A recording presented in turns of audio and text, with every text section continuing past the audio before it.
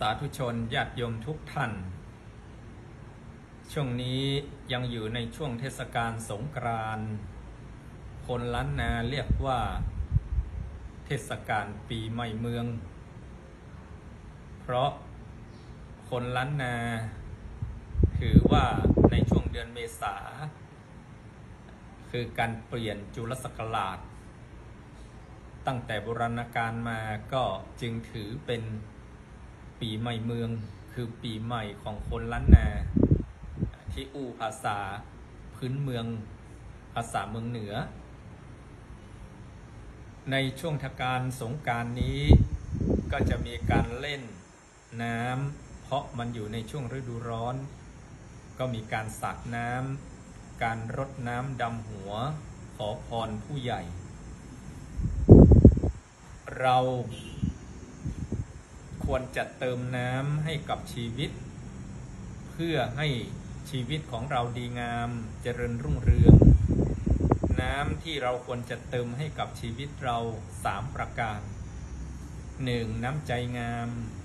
2. น้ำคำพูดหวาน 3. น้ำงานดีซึ่งหลักคำสอนของพระพุทธศาสนาก็เน้นในเรื่อง3ประการนี้เรียกว่าสุจริต3กายสุจริตวจีสุจริตมโนสุจริตประพฤติชอบทางกายพูดชอบด้วยวาจาและจิตใจสุจริตคิดชอบน้ำ3ประการน้ำใจงามคนเราถ้ามีน้ำใจอยู่ที่ไหนก็มีความสุขอยู่ที่ไหนอยู่กับใครก็ได้ไม่ขัดแย้งขุ่นเคืองกับผู้อื่นเขามีอะไรเราก็ช่วยเหลือเขาไม่เป็นคนตระหนี่ทีเหนียวอันนี้น้ำใจงาม 2. น้ำคำพูดหวานคำพูดเป็นเรื่องสำคัญสงครามไม่ได้ยุติเพราะการรบสงครามสงบเพราะการเจรจาก็คือคำพูดวจีสุจริตพูดสิ่งที่เป็นประโยชน์อันไหนที่ไม่เป็นประโยชน์มันสร้างโทษให้กับตนเองและสังคม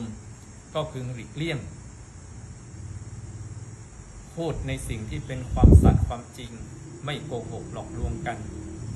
น้ำคำหวานน้ำงานดีใครเก่งด้านไหนใครชำนาญเรื่องอะไรก็ทำหน้าที่ของตนเองให้สมบูรณ์พระพุทธศาสนาไม่ได้มองว่าใครเก่งกว่าใครแต่มองว่าใครเก่งด้านไหน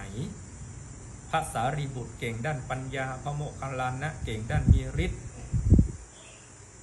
ก็เอาความเก่งของตัวเองมาช่วยเหลือคนอื่นน้ำงานดีน้ำ3ประการนี้เราฝึกหัดปฏิบัติตนให้มีความเชี่ยวชาญชำนาญอยู่ในตนอยู่ที่ไหนก็มีความสุขอยู่ที่ไหนก็มีความเจริญรุ่งเรืองเราควรจะพัฒนา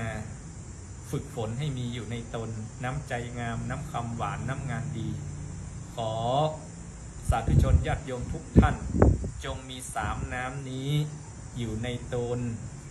ให้3น้ำนี้มีอยู่ในลูกหลานครอบครัวของเราทุกคนทุกท่านเทินขอเจริญพร